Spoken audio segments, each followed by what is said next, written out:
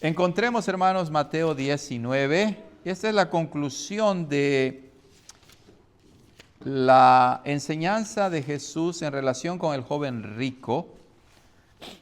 Y va a ir del 23 al 30. Pero vamos a leer la porción completa para tener todo el contexto en la mente. Mateo 19, del 16 al 30. Voy a leer la palabra santa de nuestro Dios. Entonces vino uno y le dijo: Maestro bueno, ¿qué bien haré para tener la vida eterna? Él le dijo: ¿por qué me llamas bueno? Ninguno hay bueno, sino uno, Dios. Mas si quieres entrar en la vida, guarda los mandamientos. Le dijo: ¿cuáles? Y Jesús dijo: no matarás, no adulterarás, no hurtarás, no dirás falso testimonio, honra a tu padre y a tu madre, y amarás a tu prójimo como a ti mismo. El joven le dijo: todo esto lo he guardado desde mi juventud. ¿Qué más me falta? Jesús le dijo: si quieres ser perfecto, anda, vende lo que tienes y dalo a los pobres, y tendrás tesoro en el cielo. Y ven y sígueme. Oyendo el joven esta palabra, se fue triste porque tenía muchas posesiones. Entonces Jesús dijo a sus discípulos: de cierto os digo que difícilmente entrará un rico en el reino de los cielos. Otra vez os digo que es más fácil pasar un camello por el ojo de una aguja que entrar un rico en el reino de Dios. Sus discípulos, oyendo esto, se asombraron en gran manera, diciendo: ¿quién, pues, podrá ser salvo? Y mirándolos Jesús les dijo: para los hombres esto es imposible, mas para Dios todo es posible. Entonces respondiendo Pedro le dijo: he aquí nosotros lo hemos dejado todo y te hemos seguido. ¿Qué pues tendremos? Y Jesús les dijo: de cierto os digo que en la regeneración, cuando el Hijo del Hombre se siente en el trono de su gloria, vosotros que me habéis seguido, también os sentaréis sobre 12 tronos para juzgar a las 12 tribus de Israel. Y cualquiera que haya dejado casas, o hermanos, o hermanas, o padre, o madre, o mujer, o hijos, o tierras, por mi nombre, recibirá 100 veces más y heredará la vida eterna. Pero muchos primeros serán postreros, y postreros primeros. Amén. La palabra del Señor. Oremos para pedir la ayuda del Señor. Padre, gracias por nutrirnos, Señor, con este servicio de adoración a través de las oraciones, a través de los cantos, a través de la lectura también de tu palabra, a través de recordar la sana doctrina. Pero, Señor, ahora que nos enfocamos en la exposición de tu palabra santa, infalible e inerrante, pedimos, imploramos la sabiduría de tu Espíritu Santo para que me dé las palabras correctas en la explicación y predicación del Evangelio, y a tu congregación nos des también un corazón y oídos que puedan recibir tu palabra y vivir conforme a ella. Ayúdanos pues en la exposición de tu palabra. En Cristo Jesús te lo pedimos. Amén. Amados hermanos, vimos la semana pasada la primera parte que termina diciendo: oyendo el joven esta palabra, se fue triste porque tenía muchas posesiones. Y bueno, termina ese episodio y nada de lo que Jesús hace es en vano, sino que nos quiere enseñar algo a través de eso. Y eso es lo que viene a continuación, porque miren, el joven se va triste y entonces el versículo 23 presupone que pues Jesús, recuerden, él está viajando para ir a Jerusalén, que Jesús se detiene, también sus discípulos, me imagino que presenciaron, ¿verdad?, la escena, el episodio, y se quedaron estupefactos, ¿no? El joven se cree muy religioso, pero cuando se trata de sus posesiones, se va. Y ahora qué pasa? Y entonces, dice el versículo 23, Jesús dijo a sus discípulos. Y hermanos, Mateo es uno de esos evangelistas que en su evangelio hace mucho énfasis en el discipulado. Es decir, los cristianos deben aprender cómo seguir a Jesús en todos los aspectos de su vida. ¿Y cómo seguimos a Jesús en el asunto del dinero o de las propiedades? Y eso es lo que Jesús va a hacer, va a enseñar. Por eso dice, Jesús dijo a sus discípulos, a los que lo seguían, y ahora va a dar una enseñanza muy profunda para sus discípulos y para nosotros, al grado de que empieza diciendo, de cierto os digo.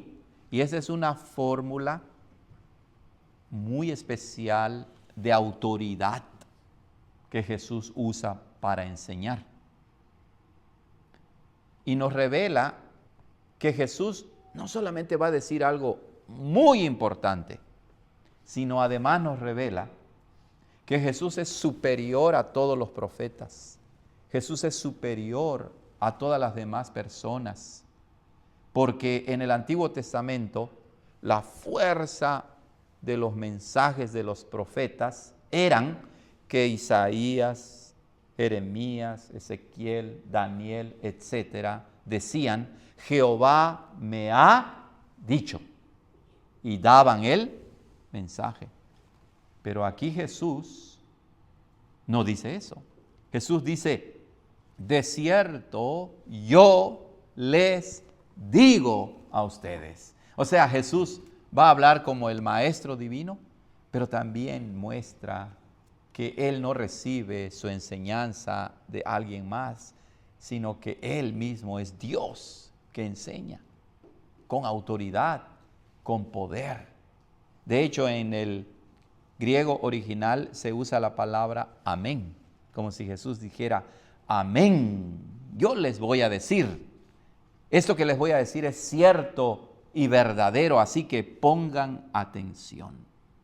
Y le dice a los discípulos, de cierto les digo que difícilmente entrará un rico en el reino de los cielos. Otra vez les digo que es más fácil pasar un camello por el ojo de una aguja que entrar un rico en el reino de Dios. Muy interesante declaración de Jesús que uno puede malinterpretarlo rápidamente, ¿ok?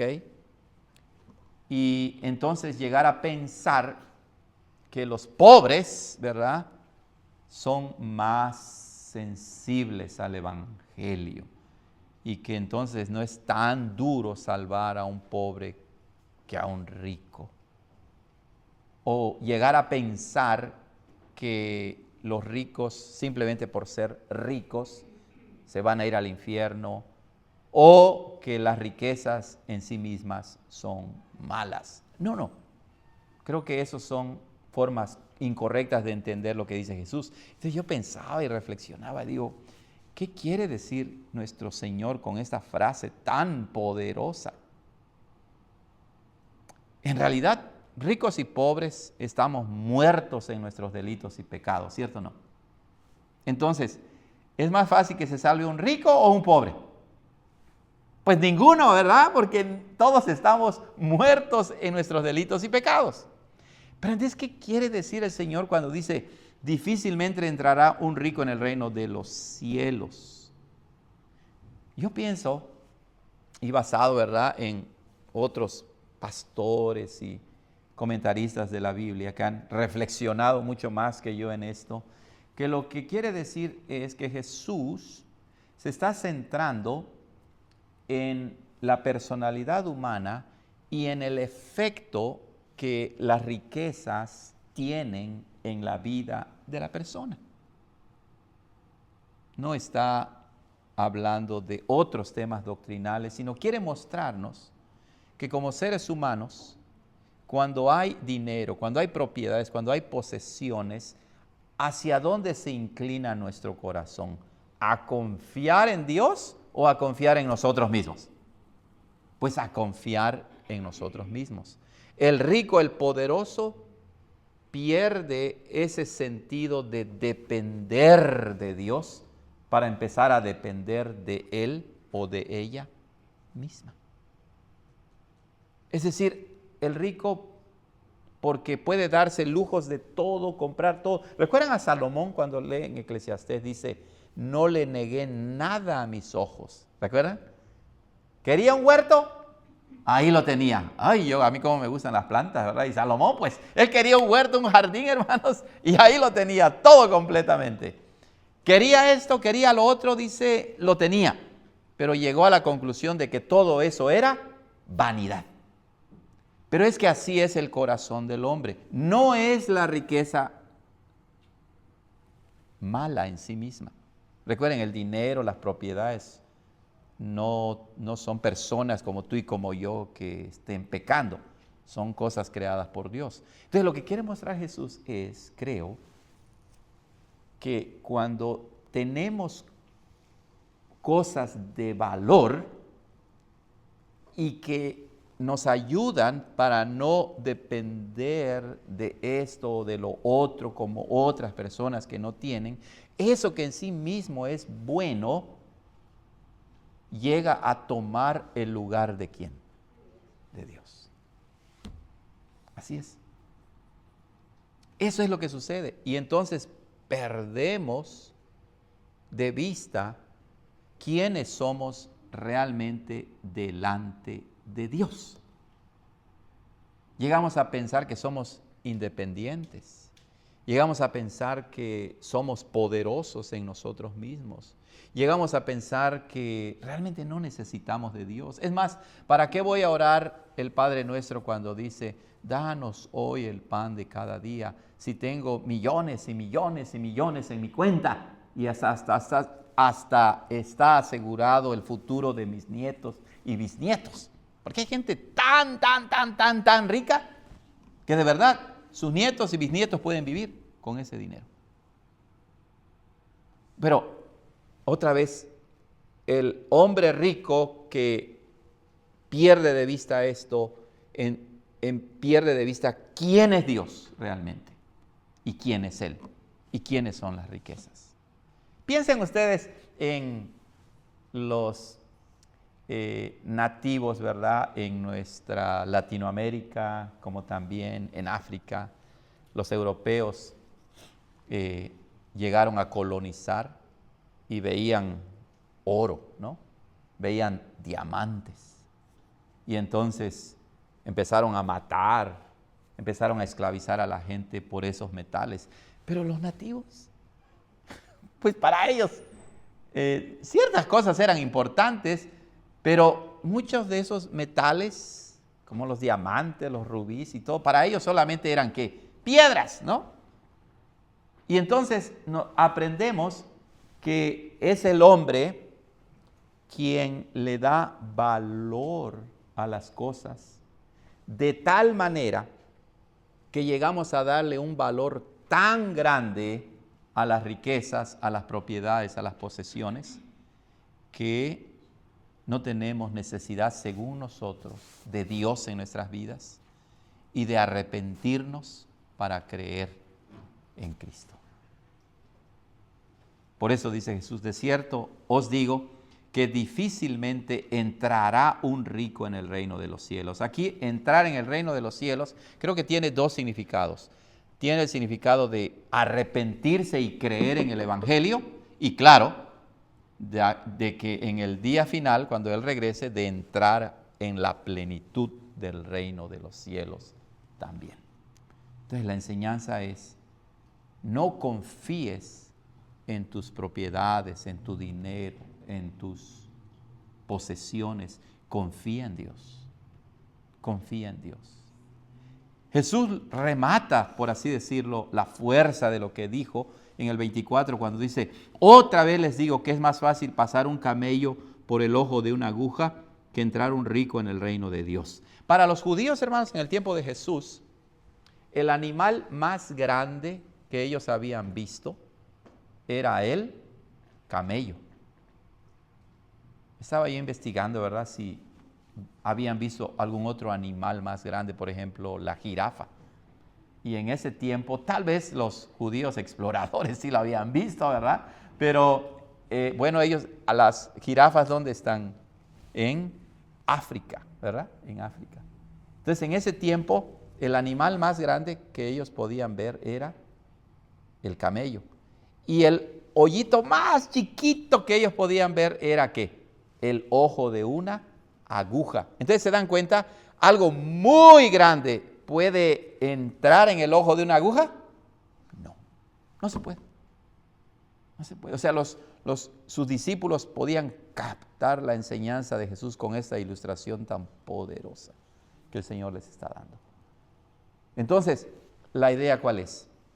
Si tú confías en tus posesiones, en tu dinero, en tus propiedades, ¿puedes entrar al reino de Dios? Humanamente hablando, es una imposibilidad. No se puede. Claro, aquí Jesús está poniendo énfasis en los ricos, en los poderosos, pero la enseñanza se aplica ¿a quién? A cada uno de nosotros, porque hasta el más pobre puede ser más orgulloso y puede confiar más en lo poco o en lo mucho que tenga. 25.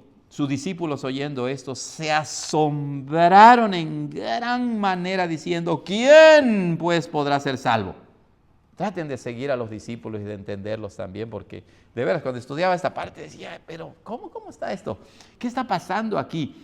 ¿Por qué los discípulos se asombraron de tal manera? ¿Cuál es el contexto inmediato? El joven rico, que se creía muy piadoso, pero que cuando es confrontado por Jesús, prefirió ¿qué? Sus riquezas. Y los discípulos, dice, se asombraron en gran manera. Noten que antes las multitudes se asombraban de Jesús, pero ahora ¿quiénes están asombrados? Sus discípulos. Y como que les cayó como un balde de agua fría. ¿Pero por qué? Bueno, la pregunta que hacen ellos nos ayuda a entender, creo, un poquito más. ¿Quién pues podrá ser salvo? Como que dan a entender que ellos creían que el joven rico era ¿qué? Salvo. Interesante, ¿verdad? Y entonces parece ser, hermanos, que en ese tiempo, los que tenían dinero, la gente que no tenía dinero los veía y para ellos era una señal de ¿qué? De que Dios los bendecía y que por lo tanto estaban bien con Dios. Un evangelio de la prosperidad, ¿verdad? Un evangelio de la prosperidad moderno, que la gente va a las iglesias para que Dios le dé dinero. Y entonces pensaban, dicen varios historiadores, que este joven, además era joven, era rico, no tenía que trabajar largas horas. Entonces él podía ayudar, porque los judíos ayudaban, como dice Jesús, dáselo a los pobres. Él podía ayudar a su prójimo, pero también tenía tiempo especialmente para dedicarse al estudio de la Torá o de la ley de Dios. Entonces, a los ojos de los humanos y de los judíos, de sus paisanos, decían, este joven, pues ya calificó a la salvación, o sea, es salvo. Moralmente es recto, limpio, no apesta como yo. Él ayuda a los pobres, tiene tiempo para estudiar la ley de Dios, ya es salvo. Los discípulos dicen, ¿quién podrá ser salvo? Pero estaban equivocados, ¿verdad? Estaban equivocados porque Jesús les acaba de probar ante sus ojos mismos que el hecho de tener dinero y creerse santurrón no te salva. Es más, en realidad el joven estaba mucho más lejos que los discípulos de Jesús. Estaba fuera del reino de Dios. Pero los discípulos no están tan mal. No juzguemos tan duro a los discípulos porque ellos sí están siguiendo ¿a quién? A Jesús. Y hermanos, así es la vida cristiana. muchas cosas que nosotros creemos todavía no son correctas. Y tenemos que ir refinando con la luz del Evangelio, cada día cambiando nuestras vidas, ¿cierto o no? Y los discípulos estaban bien y también un poquito mal. Y Jesús les dice en el versículo 26, y mirándolos Jesús les dijo. Esa expresión, hermanos, cuando la reflexionamos, nos pone la piel chinita. ¿Por qué? Jesús los estaba viendo todo el tiempo, ¿cierto o no? Pues estamos platicando, nos vemos. Pero aquí el idioma original que usa Jesús no es nada más de que los vio, sino dice que fijó su mirada en ellos.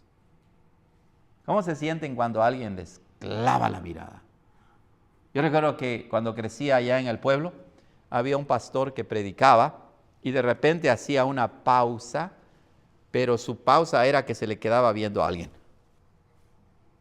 ¡Ay! Y uno se incomodaba, ¿no? Y decía, ¿pero qué le pasa? ¿Por qué me está viendo a mí? ¿No? Ahora, hermanos, imagínense, la Biblia dice que Jesús los miró fijamente. Imagínate tener clavada en tu persona la mirada de Jesús. Imagínate. ¿Verdad? Nos aniquila, por así decirlo. ¿Por qué? Porque el contexto es del joven que cree que ya es salvo, que cree que está bien, pero no. Los discípulos están equivocados y así somos nosotros también. Creemos que estamos bien, pero Jesús de repente, y lo hace cuando leemos la palabra, ¿verdad? Y cuando somos sensibles al Evangelio, en ese momento sentimos la mirada de Jesús que nos las fija en el mero rostro. Y si no somos como el rico joven, decimos, Señor, perdóname, ¿verdad? Y decimos, me rindo a ti, de verdad cámbiame, en este aspecto de mi vida, cámbiame. Ya no quiero seguir, no quiero ser como el joven rico. Y les dice, para los hombres esto es imposible, mas para Dios todo es posible. Así es. Para los hombres esto es imposible, mas para Dios todo es posible. Nuevamente, el contexto es del joven rico. Entonces, para los hombres es imposible cambiar a un rico para que crea en Dios. Recuerden, Jesús ahorita está haciendo énfasis en eso, en ese punto. Pero es que esa es la realidad para cualquier persona, otra vez lo repito. Yo como pastor, como maestro de la palabra, yo puedo enseñar, puedo predicar, pero ¿yo voy a cambiar el corazón de ustedes? No. No podemos. Nosotros nada más somos administradores, siervos, instrumentos en las manos de Dios. Es todo. Entonces, lo que tenemos que hacer es lo que dice Jesús. Primero, reconoce que ningún ser humano se puede salvar por sí mismo y quita de tu mente que hay algún grupo que sí puede. Nadie puede. Pero para Dios no hay nada imposible. Todo es posible para Dios. Todo. En eso radica, en eso debe radicar la confianza de cada uno de nosotros. Sí, de verdad que sí. Lo que nadie pudo cambiar de mí, ¿quién lo ha cambiado? Dios. Y déjame decirte que todavía hay más cosas en nuestras vidas que no nos damos cuenta y que necesitan ser cambiadas. Hay un dicho que dice en español, genio y figura hasta la sepultura. ¿Eso se puede decir de un cristiano? No. Dios puede cambiar al hombre o la mujer más dura y empedernida, al más necio, sí. Ay, pastor, no va a cambiar nunca. Esta, menos. Es que para los hombres es que imposible. Pero para Dios, hermanos, no hay imposibles. ¿Puede venir a la iglesia la familia que visitamos? Para mí es imposible. ¿Es imposible para Dios? No.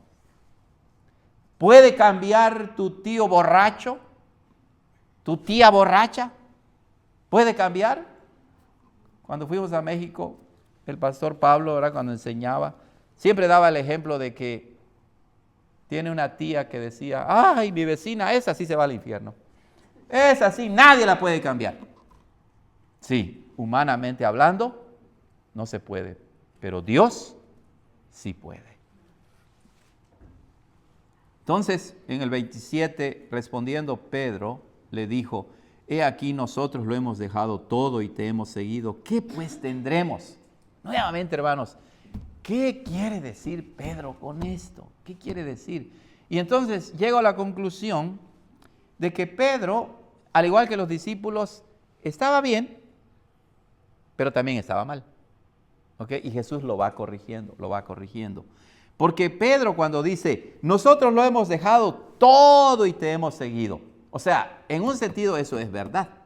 Ellos han dejado todo y han seguido a Jesús. En cambio el joven, cuando Jesús le dice, ven y sígueme, el joven no dejó lo que tenía, ni tampoco ¿qué? Siguió a Jesús.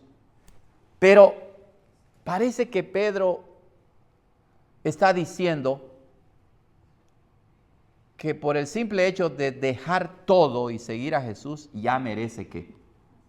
La salvación. ¿Se dan cuenta que la salvación por obra se nos puede meter hasta por donde nunca nos imaginamos, hermanos?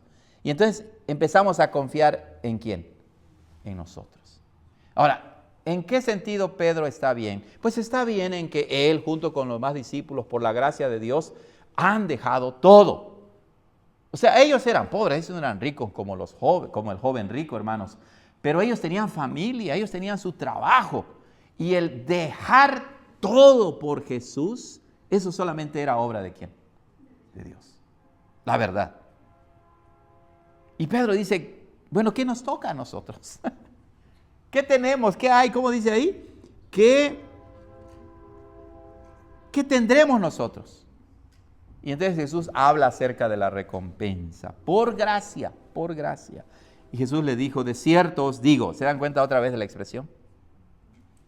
Es la misma que utiliza en el versículo 23, de cierto les digo, en verdad les digo, se los digo con toda autoridad. Y así somos nosotros, hermanos, dudamos como Pedro. ¿Qué ganamos nosotros? La duda del discípulo. Más bien es la certeza ¿de quién? Del maestro. ¿Verdad? ¿Qué tenemos? Y así nos pasa a nosotros a veces. ¡Ay! Tanto esfuerzo, tanto ayudo, tanto doy. ¿Qué hay para mí? Dudamos. Pero dice Jesús, de cierto les digo que en la regeneración, aquí la palabra regeneración no quiere decir la conversión, quiere decir cuando Dios renueve toda la creación en la segunda venida de Cristo, ¿ok? Dice, de cierto les digo que en la regeneración, cuando el Hijo del Hombre se siente en el trono de su gloria, ustedes que me han seguido, también se sentarán sobre 12 tronos para juzgar a las 12 tribus de Israel. Ahora, si lo anterior había sido difícil, esto es más complicado, ¿ok? Pero no voy a pasar a explicar todo eso porque creo que el punto de Jesús aquí tiene su lugar a hacer una explicación más amplia. Es primero asegurarle a sus discípulos pobres y temerosos que habían dejado todo y que tal vez pensaban que no había nada para ellos. Jesús les quiere asegurar, hay mucho para ustedes. Mucho más. Hay riquezas y posesiones que incluso no son ni de este mundo. Les va a dar un lugar de dominio, de autoridad. Habla del Hijo del Hombre cuando se siente en su trono de gloria. Es decir, ¿se recuerdan nuestros estudios de Apocalipsis? ¿Recuerdan Daniel capítulo 7, verdad? Es el Rey glorioso, el Rey divino que se sienta. Y cuando dice que se sienta, tiene poder, tiene autoridad, tiene dominio. Jehová ha establecido en los cielos su trono y su reino, ¿qué? Domina sobre todos. Y nos dice el Señor Jesús, cuando le responde a Pedro, ustedes que me han seguido también se sentarán sobre 12 tronos para juzgar a las 12 tribus de Israel. Se nos dará poder, se nos dará dominio. Porque Dios es el dueño de toda la creación. Cuando estamos en Cristo, somos herederos y coherederos con Cristo. Y cualquiera, dice en el 29, que haya dejado casas, o hermanos, o hermanas, o padre, o madre, o mujer, o hijos, o tierras, por mi nombre, recibirá 100 veces más y heredará la vida eterna. Impresionantes palabras. Si hay algo duro que dejar, son posesiones, pero también relaciones. Si hay algo duro que dejar, son posesiones, pero relaciones. Y por eso Jesús dice, cualquiera que haya dejado tierras, y luego habla, cualquiera que haya dejado hermanos, o hermanas, o padre, o madre, o mujer, o hijos. Yo he escuchado a personas que hasta dicen, mi mamá es mi Dios. Mi papá es mi Dios. Nunca voy a separarme de... Y hablan así, ¿verdad? Hablan así. Bueno, Jesús nos está diciendo que el verdadero discipulado implica una total entrega a Dios. Si hay algo que te estorba, hermano, hermana, para seguir a Jesús, ya se convirtió en tu ídolo.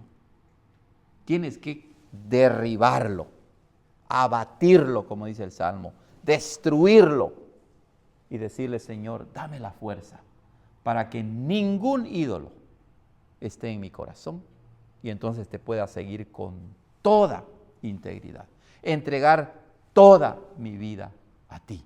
Y saben, el Señor Jesús le dice a Pedro y a los discípulos que quien haya dejado todo eso recibirá y heredará. Palabras interesantes, ¿verdad? En contraste con el joven que dice, ¿qué haré para qué?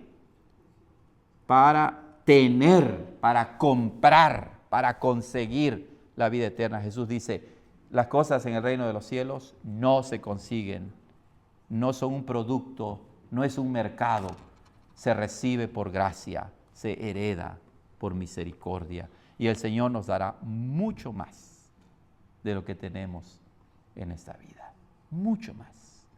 Él es nuestro mayor tesoro, Él es nuestra mayor riqueza, Él es lo más preciado, Él es el deseado de las naciones. Si lo tienes a Él, lo tienes todo en tu vida.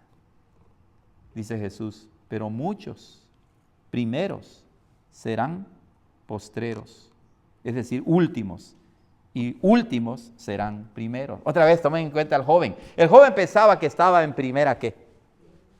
¿Verdad? Y utilizando esa ilustración, ¿dónde estaba el joven en realidad? Más atrás que la hermana Socorro, hasta allá donde se quería quedar ella, hasta allá. Es lo que está diciendo Jesús.